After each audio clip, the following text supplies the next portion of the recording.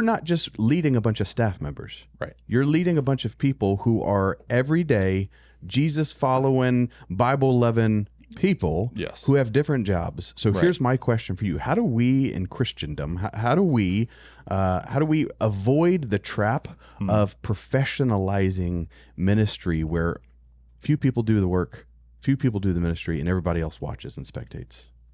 Yeah, I have. He means Christendom, but not Christendom, by the way. Just Christendom. Christendom. I have a Nick filter, so whatever he says that isn't quite right, I just go ahead and I put it back in place. It's covering his sin. I love it. That way. Yeah, okay. I have two kind of thoughts when I go with that. For one, on a personal, I'm a staff member at a church. There is no other paid serve team member. Like in the serve team lane, I'm it. That's my job. Yeah.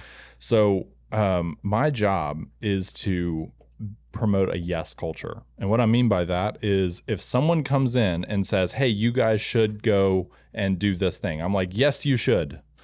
Absolutely. Someone walked in and was like, hey, you should start this small group. Like the church should have this small group. And I was like, yeah, that's a great idea. You should go and do that. How can I help you? Yes. And it was, I do that a lot. Somebody walked in and was like, hey, we need to change this thing for guest service. I said, great. It sounds like you're perfectly equipped to do that. How can I help you? My job got really, really easy when I suddenly realized that my job is to not do anything and just empower the people who really bear the burden to do it.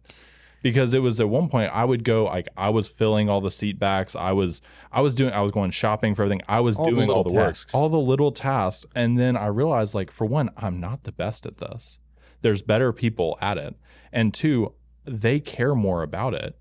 So let me just say, hey, you clearly use what God has put in you to do that thing. But what I also outreaches, small groups, any sort of thing they're passionate about. Why am I the one? I'm not professional at this. You're clearly better gifted. I'm 25 years old. I'm talking to people. There he goes. There he goes. Play that kid.